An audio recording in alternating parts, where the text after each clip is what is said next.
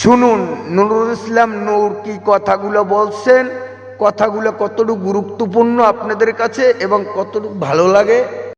কিচ্ছু পরিবর্তন হবে না, হবে না, হবে না। তার জন্য অবশ্যই আমরা কিভাবে আগামীতে রাষ্ট্র ক্ষমতায় যেতে পারি সেই চিন্তা ভাবনা আমাদেরকে করতে হবে।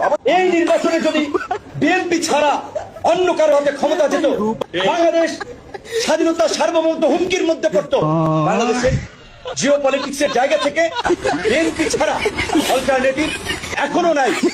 এবার শুনুন আমার এক মুক্তিযোদ্ধা কাকায় কেঁদে কেঁদে কি কথাগুলো বলছেন, আর এক মুক্তিযোদ্ধা কাকায় কি বললেন, জিয়াউর রহমানকে নিয়ে কি কথাগুলো বললেন এবং রাজনৈতিক ক্ষেত্রে কি কথা চলে এবং হয় সেগুলো দেখুন এবং শুনুন। যখন দেখেছে মুক্তিযোদ্ধার গলায় জুতার মালা, যখন দেখেছে নুরুলদার গালে জুতা দিয়ে পিটায়, তখন মনে হয় যে এই জন্য আমার যুদ্ধ করা উচিত হয়। বিশ্বাস করার প্রতিটা রাত আমি কান্না করি যে কেন কি করতে পারতেছি না, আমার বয়সের কারণে, আমার শারীরিক কারণে।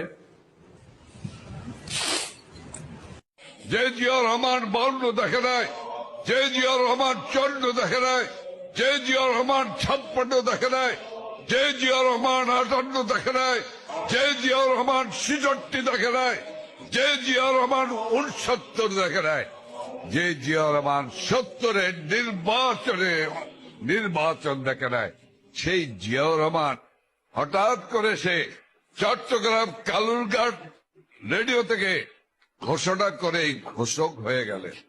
আর যদি জিয়াউর রহমান ঘোষক হয় তাহলে বিজান ভাই, ডক্টর বিজান ভাই, ওই টেলিভিশনে মধ্যরাতে বরিশালে সংবাদ জমার খবর পৌঁছার পরে ওই টেলিভিশনটা নিয়ে তো বরিশালেও আমি একমাত্র মানুষ যে মাইকিং করে জানানোর জন্য বলা হয়েছিল, আমি মাইকিং করেছিলাম।